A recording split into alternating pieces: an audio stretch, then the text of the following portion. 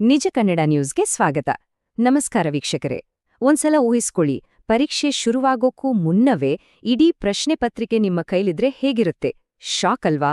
ಹೌದು, ಇದು 2026ರ NEET UG ಪರೀಕ್ಷೆಯಲ್ಲಿ ನಡೆದಿರೋ ಅತಿ ದೊಡ್ಡ ಹಗರಣದ ಕರಾಳ ಸತ್ಯ. ಇವತ್ತಿನ ಈ ವಿಶೇಷ ವರದಿಯಲ್ಲಿ ಈ ಪೇಪರ್ ಲೀಕ್ ಹಿಂದಿರೋ ಅಸಲಿ ಕಥೆ ಏನು ಅನ್ನೋದನ್ನ ಎಳೆಯಾಗಿ ಬಿಡಿಸಿಡ್ತೀವಿ. ಬನ್ನಿ ಶುರು ಮಾಡೋಣ. ದೇಶದ ಅತಿ ದೊಡ್ಡ ಎಕ್ಸಾಮ್ ಲೀಕ್ ಆಗಿಂದಾದ್ರೂ ಹೇಗೆ? ಅಸಲಿಗೆ ಪರೀಕ್ಷೆ ಶುರುವಾಗೋಕೆ ಮುಂಚೆನೇ ಒಂದು ಖಾಸಗಿ ಮನೆಯಲ್ಲಿ ಕೂತು ವಿದ್ಯಾರ್ಥಿಗಳಿಗೆ ಪ್ರಶ್ನೆಗಳನ್ನ ಡಿಕ್ಟೇಟ್ ಮಾಡ್ಲಾಗಿದೆ ಅಂದ್ರೆ ನಂಬ್ತೀರಾ? ಇದು ಅಕ್ಷರಶಃ ನಡೆದಿರೋ ಘಟನೆ.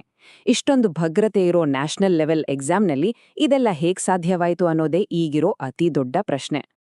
ನೋಡಿ, ಈ ಇಡೀ ಸ್ಕ್ಯಾಮ್ ನಡೆದಿದ್ದು ಕೇವಲ 3 ಸಿಂಪಲ್ ಸ್ಟೆಪ್ಸ್ನಲ್ಲಿ. ಫಸ್ಟ್ ಸ್ಟೆಪ್, NTA ಅಂದ್ರೆ ನ್ಯಾಷನಲ್ ಟೆಸ್ಟಿಂಗ್ ಏಜೆನ್ಸಿ ಒಳಗಿರೋರ ಸಹಾಯದಿಂದಲೇ ಪ್ರಶ್ನೆ ಪತ್ರಿಕೆ ಲೀಕ್ ಮಾಡೋದು. ಸೆಕೆಂಡ್ ಸ್ಟೆಪ್, ಒಬ್ಬ ಬ್ಯೂಟಿ ಪಾರ್ಲರ್ ಓನರ್ ಮೂಲಕ ಕ್ಯಾಂಡಿಡೇಟ್ಸ್ನ ಒಟ್ಟುಗೂಡಿಸೋದು. ಆಮೇಲೆ ಫೈನಲ್ ಸ್ಟೆಪ್, ಪುಣೆಯ ಒಂದು ಮನೆಯಲ್ಲಿ ಕೂರಿಸಿ ಪ್ರಶ್ನೆ ಉತ್ತರಗಳನ್ನ ನೇರವಾಗಿ ಡಿಕ್ಟೇಟ್ ಮಾಡೋದು. ಕೇಳೋಕೆಷ್ಟೊಂದು ಸಿಂಪಲ್ ಅನ್ಸುತ್ತೆ ಅಲ್ವಾ? ಆದ್ರೆ ಇದರ ಹಿಂದಿರೋ ಜಾಲ ಅಷ್ಟೇ ಭಯಾನಕವಾಗಿದೆ. ಈಗ CBI ತನಿಖೆ ಮತ್ತು ಬಂಧನಗಳ ಬಗ್ಗೆ ನೋಡೋಣ. ಈ ಬೃಹತ್ ಕ್ರಿಮಿನಲ್ ನೆಟ್ವರ್ಕ್ನ CBI ಹೇಗೆ ಭೇದಿಸ್ತು ಅಂತೀರಾ? ಈ ಇಡೀ ಸ್ಕ್ಯಾಮ್ನ ಮಾಸ್ಟರ್ ಮೈಂಡ್ ಯಾರು ಗೊತ್ತಾ? PV ಕುಲಕರ್ಣಿ ಅಂತ. ಈತ ಪುಣೆಯ ಒಬ್ಬ ಕೆಮಿಸ್ಟ್ರಿ ಲೆಕ್ಚರರ್. CBI ತನಿಖೆ ಪ್ರಕಾರ ಇವನಿಗೆ NTA ಪರೀಕ್ಷಾ ಪ್ರಕ್ರಿಯೆ ಬಗ್ಗೆ ನೇರವಾದ ಆಕ್ಸೆಸ್ ಇತ್ತು. ಅದೇ ಈ ಲೀಕ್ಗೆ ಮುಖ್ಯ ಕಾರಣ. ಅಷ್ಟೇ ಅಲ್ಲ, ಇವನ ಮನೆಯಲ್ಲೇ ಆ ಸ್ಪೆಷಲ್ ಕ್ಲಾಸ್ಗಳು ನಡೆದಿದ್ದು ಅಂತಾನೂ ಬಟಾಬಯಲಾಗಿದೆ. ಆದ್ರೆ ಕೇವಲ ಈ ಕಿಂಗ್ ಪಿನ್ ಒಬ್ಬನಿಂದಾನೇ ಇದೆಲ್ಲ ಆಗಿದ್ದಲ್ಲ. ಇದರ ಹಿಂದೊಂದು ದೊಡ್ಡ ಇಂಟರ್ಸ್ಟೇಟ್ ನೆಟ್ವರ್ಕ್ ಕೆಲಸ ಮಾಡ್ತಿತ್ತು. ಆ ಪುಣೆದ ಸಲೂನ್ ಓನರ್ ಮನೀಷಾ ವಾಘ್ಮಾರೆ, ಮಹಾರಾಷ್ಟ್ರದ ಧನಂಜಯ್ ಮತ್ತು ಶುಭಂ, ರಾಜಸ್ಥಾನದ ಮಾಂಗಿಲಾಲ್, ವಿಕಾಸ್, ದಿನೇಶ್, ಜೊತೆಗೆ ಹರಿಯಾಣದ ಯಶ್ ಯಾದವ್, ಇವರೆಲ್ಲ ಸೇರಿ 2026ರ ಏಪ್ರಿಲ್ ಕೊನೆ ವಾರದಲ್ಲಿ ದೇಶಾದ್ಯಂತ ವಿದ್ಯಾರ್ಥಿಗಳನ್ನ ಒಟ್ಟುಗೂಡ್ಸೋಕೆ ಏಜೆಂಟ್ಸ್ ತರ ಕೆಲ್ಸ ಮಾಡ್ತಿದ್ರು. ಅಂದಹಾಗೆ ಈ ಸ್ಪೆಷಲ್ ಕ್ಲಾಸ್ ಸೇರೋಕೆ ಫೀಸ್ ಎಷ್ಟಿತ್ತು ಗೊತ್ತಾ? ಬರೋಬ್ಬರಿ ಲಕ್ಷಗಟ್ಲೆ ರೂಪಾಯಿಗಳು. ಅಂದ್ರೆ ಒಂದ್ಸಲ ಕ್ಯಾಲ್ಕುಲೇಟ್ ಮಾಡಿ ನೋಡಿ, ಇದೊಂದು ಬರೀ ಪೇಪರ್ ಲೀಕ್ ಅಷ್ಟೇ ಅಲ್ಲ, ಇದೊಂದು ದೊಡ್ಡ ಮಟ್ಟದ ಕೋಟಿ ವ್ಯವಹಾರದ ಎಜುಕೇಷನ್ ಮಾಫಿಯಾ ದಂಧೆ. ಈಗ ಈ ಹೈಡ್ರಾಮಾದ ಟೈಮ್ಲೈನ್ ಹೇಗಿತ್ತು, ಸರ್ಕಾರ ಮತ್ತು NTA ಹೇಗೆ ರಿಯಾಕ್ಟ್ ಮಾಡಿದ್ವು ಅನ್ನೋದನ್ನ ಕ್ವಿಕ್ ಆಗಿ ನೋಡ್ಕೊಂಡ್ಬರೋಣ. ನೋಡಿ, ಘಟನೆಗಳು ಎಷ್ಟು ಫಾಸ್ಟಾಗಿ ನಡೀತು ಅಂದ್ರೆ, ಮೇ 3ಕ್ಕೆ ಎಕ್ಸಾಮ್ ನಡೀತು. ಸರಿಯಾಗಿ 4 ದಿನಕ್ಕೆ ಅಂದ್ರೆ ಮೇ 7ಕ್ಕೆ ಎಲ್ಲೋ ಒಂದು ಗೆಸ್ ಪೇಪರ್ ಹರಿದಾಡ್ತಿದೆ ಅನ್ನೋ ಕಂಪ್ಲೇಂಟ್ ಬಂತು. ತನಿಖೆ ಶುರುವಾಯಿತು. ಮೇ 12ಕ್ಕೆ ಎಕ್ಸಾಮನ್ನೇ ಕ್ಯಾನ್ಸಲ್ ಮಾಡ್ತೀವಿ ಅಂತ ಘೋಷಣೆ ಆಯಿತು. ಈಗ ಜೂನ್ 14ರೊಳಗೆ ಹೊಸ ಅಡ್ಮಿಟ್ ಕಾರ್ಡ್ ಕೊಟ್ಟು ಜೂನ್ 21ಕ್ಕೆ ಮರುಪರೀಕ್ಷೆ ಮಾಡಕ್ಕೆ ಡೇಟ್ ಫಿಕ್ಸ್ ಮಾಡಿದ್ದಾರೆ. ಸರಿ, ಹಾಗಾದ್ರೆ ಸರ್ಕಾರದ ಮುಂದಿನ ಹೆಜ್ಜೆಗಳು ಏನು? ಈ ಮರುಪರೀಕ್ಷೆಯ ಲಾಜಿಸ್ಟಿಕ್ಸ್ ಬಗ್ಗೆ ಕೇಂದ್ರ ಶಿಕ್ಷಣ ಸಚಿವ ಧರ್ಮೇಂದ್ರ ಪ್ರಧಾನ್ ಏನೆಲ್ಲ ಹೇಳಿದ್ದಾರೆ ಅನ್ನೋದನ್ನ ಗಮನಿಸೋಣ. ಇಲ್ಲಿ ಶಿಕ್ಷಣ ಸಚಿವರ ಮಾತುಗಳು ಬಹಳ ಸ್ಪಷ್ಟವಾಗಿದೆ. ಅವರು ಹೇಳ್ತಾರೆ, ಶಿಕ್ಷಣ ಮಾಫಿಯಾದ ಪಿತೂರಿಯಿಂದ ಓದಿ ಕಷ್ಟಪಟ್ಟ ಅರ್ಹ ವಿದ್ಯಾರ್ಥಿಗಳ ಸೀಟನ್ನ ಬೇರೆ ಯಾವುದೋ ತಪ್ಪು ಅಭ್ಯರ್ಥಿ ಕಸಿದುಕೊಳ್ಳಕ್ಕೆ ನಾವು ಬಿಡಲ್ಲ ಅಂಡ. ಇದು ಸರ್ಕಾರದ ಅಫಿಷಿಯಲ್ ಸ್ಟ್ಯಾಂಡ್.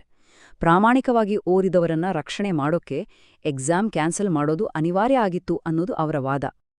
ಇದೆಲ್ಲದರ ಮಧ್ಯೆ ವಿದ್ಯಾರ್ಥಿಗಳಿಗೆ ಒಂದು ಗುಡ್ ನ್ಯೂಸ್ ಏನಪ್ಪಾ ಅಂದ್ರೆ, ಈ ಎಕ್ಸಾಮ್ಗೆ ಫೀಸ್ ಬಂದು 0. ಹೌದು, ನೀವು ಹೊಸದಾಗಿ ₹1 ಕೂಡ ಕಟ್ಟೋ ಹಾಗಿಲ್ಲ. ಮುಂಚೆ ಕಟ್ಟಿರೋ ಫೀಸ್ನ ಕೂಡ ವಾಪಸ್ ಕೊಡ್ತೀವಿ ಅಂತ ಸರ್ಕಾರ ಹೇಳಿದೆ. ಈ ಟೆನ್ಷನ್ ಟೈಮಲ್ಲಿ ಇದು ಖಂಡಿತವಾಗಿಯೂ ಒಂದು ದೊಡ್ಡ ರಿಲೀಫ್. ಇನ್ನೊಂದು ಪ್ರಮುಖವಾದ ಲಾಜಿಸ್ಟಿಕಲ್ ಅಪ್ಡೇಟ್ ಅಂದ್ರೆ, ಎಕ್ಸಾಮ್ ಸೆಂಟರ್ನಲ್ಲಿ ಫಾರ್ಮ್ಯಾಲಿಟೀಸ್ ಮುಗ್ಸೋಕೆ ಅಂತಾನೆ 15 ನಿಮಿಷ ಎಕ್ಸ್ಟ್ರಾ ಟೈಮ್ ಕೊಡ್ತಿದ್ದಾರೆ. ಅಂದ್ರೆ ಮಧ್ಯಾಹ್ನ 2 ಗಂಟೆಗೆ ಶುರುವಾಗೋ ಎಕ್ಸಾಮ್ ಮುಂಚೆ 5 ಗಂಟೆಗೆ ಮುಗಿದಿತ್ತು, ಆದ್ರೆ ಈಗ 5:15ವರೆಗೂ ನಡೆಯುತ್ತೆ. ಎಷ್ಟೇ ಅಲ್ಲ, ಸ್ಟೂಡೆಂಟ್ಸ್ಗೆ ಸಪೋರ್ಟ್ ಮಾಡೋಕೆ ಅಂತಾನೆ ಬೇರೆ ಕ್ರಮಗಳನ್ನ ಕೂಡ ತಗೋತಿದ್ದಾರೆ. ವಿದ್ಯಾರ್ಥಿಗಳು ತಮ್ಗೆ ಬೇಕಾದ ಎಕ್ಸಾಮ್ ಸಿಟಿನ ಮತ್ತೆ ಚೂಸ್ ಮಾಡ್ಕೋಬಹುದು. ಟ್ರಾವೆಲಿಂಗಿಗೆ ಪ್ರಾಬ್ಲಮ್ ಆಗ್ಬಾರ್ದು ಅಂತ ಕೇಂದ್ರ ಸರ್ಕಾರ ಎಲ್ಲ ರಾಜ್ಯಗಳ CM ಜೊತೆ ಡೈರೆಕ್ಟ್ ಆಗಿ ಕೋಆರ್ಡಿನೇಟ್ ಮಾಡ್ತಿದೆ. ಜೂನ್ 14ರ ಒಳಗಾಗಿ ಎಲ್ಲರಿಗೂ ಅಡ್ಮಿಟ್ ಕಾರ್ಡ್ ಕೂಡ ತಲುಪುತ್ತೆ.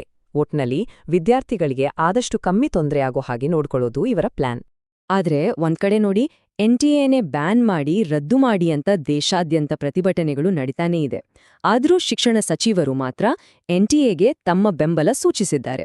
ಯಾಕಂದ್ರೆ ಸುಪ್ರೀಂ ಕೋರ್ಟ್ ಸೂಚನೆ ಮೇರೆಗೆ ಶುರುವಾದ ಈ ಏಜೆನ್ಸಿ ವರ್ಷಕ್ಕೆ ಬರೋಬ್ಬರಿ 1 ಕೋಟಿಗೂ ಹೆಚ್ಚು ವಿದ್ಯಾರ್ಥಿಗಳಿಗೆ ಎಕ್ಸಾಮ್ಸ್ ಮಾಡಿಸ್ದೆ.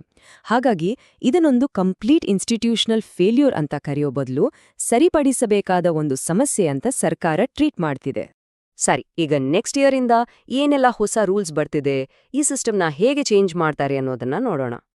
ಈಗಿರೋ ಅತಿ ದೊಡ್ಡ ಪ್ರಾಬ್ಲಮ್ ಏನಂದ್ರೆ ಈ OMR ಶೀಟ್ಸ್. ಕಾಗ್ದದ ಬಳಕೆ ಇರೋದ್ರಿಂದಲೇ ಈ ಪೇಪರ್ ಲೀಕ್ ಈಸಿಯಾಗಿ ಆಗೋಕೆ ಸಾಧ್ಯ ಆಯ್ತು ಅಂತ ಮಿನಿಸ್ಟರ್ ಕೂಡ ಒಪ್ಕೊಂಡಿದ್ದಾರೆ.